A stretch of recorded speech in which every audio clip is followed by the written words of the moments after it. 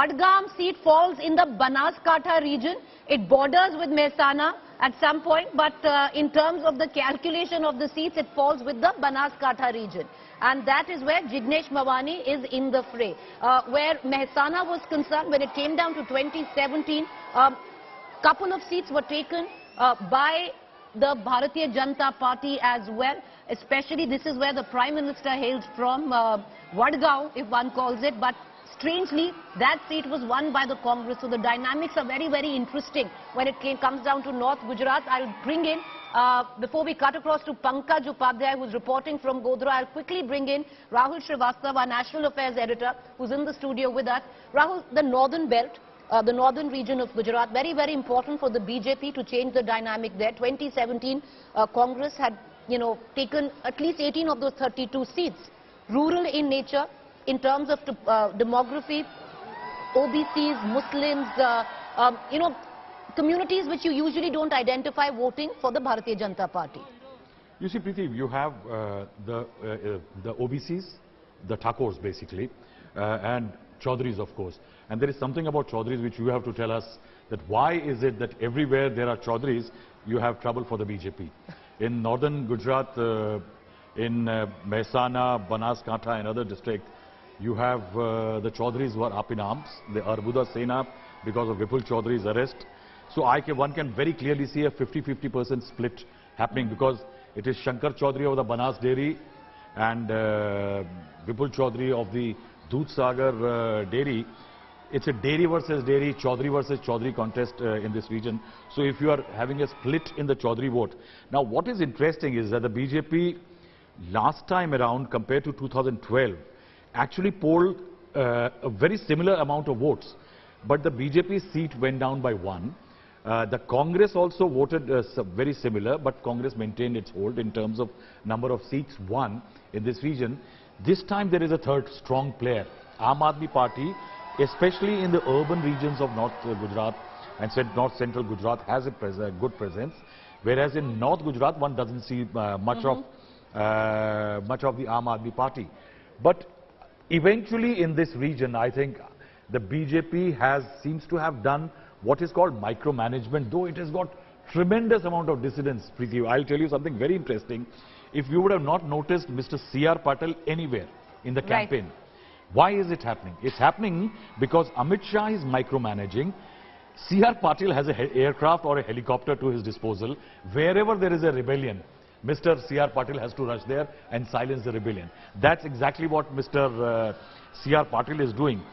You have got problem happening in Himmatnagar, you have got problem happening in the Khed Brahma, you have got problems happening in nearly 11 constituencies in North Gujarat.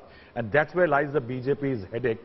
That is why I think what the Prime Minister is doing, that if there is a traditional vote which is, that fence sitter who is unhappy with the BJP for some reason, will see the Prime Minister on his screens, visiting the brother, rekindling old associations. Say, for example, interestingly, Prime Minister Narendra Modi, in a rally recently in the Banaskantha area, while delivering his address, says, Lakhoti wala kheda ki jo soda hai, wo abhi bhi milta hai. So the Prime Minister from the stage, addressing a crowd, talks about a soda wala in the region to create that connect with the locals. And I think that's what the element is. Eventually in North Gujarat, polarization, I think because this is one of the areas, central Gujarat, where the 2002 riots impact was the maximum. Right. And I think still the BJP, that is why if you see the polarization element, the UCC, all those elements are being pushed in this region by the BJP. All right. What's interesting is, and if we have the Aam Aadmi Party spokesperson, I'm going to bring him into this conversation. If we have Mr. Hirapara still with us, because Rahul, with what you've detailed as well, the Aam Aadmi Party's contest. Okay, we don't have the spokesperson of the Aam Aadmi Party. We're going to try and connect to him. But what the Aam Aadmi Party, which understands as well, is extremely weak in northern Gujarat. Even in certain pockets of Patil where they were practically forced into maybe doing a road show too. Do you see them cutting in at all to the Congress vote there? See, Preeti, I have spoken to a lot of people in Gujarat on this one element of who is AAP hurting. What they are saying that such is the character. Don't go into broader picture. This election is about micro issues. With no strong wave, I think with even that Modi factor not as potent as 2012 or slightly earlier, with no sweeping wave or element in Gujarat at this time, local and micro issues have come into play. Now, since local and micro issues have come into play, you find that the BJP has, say for example, the Ahmedabad region. In the Vadodara and Ahmedabad region, the BJP swept all the seats last time like Surat. But this time... Two seats in Ahmedabad went to the Congress. 2 seats, that's what I'm saying. Barring 2 seats, one is I think Narol and one more, the BJP swept all the seats in the Ahmedabad region. 23 if I'm not wrong, or 22, yeah. To that Now effect, in that scenario, what is happening that this is where AAP is very potent. AAP has created the right amount of buzz for the BJP. And that is why you see that the BJP, to balance a lot of equations, has brought in a lot of congressmen from outside. And that is why for the first time, I think in years, I'm finding that there are rebellions happening in the BJP. And that's one very important factor which cannot be ignored.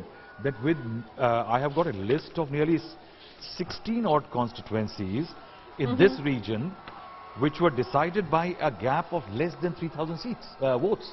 Now, if you have such a large number of seats with such narrow margins, yes, nearly 12 of them.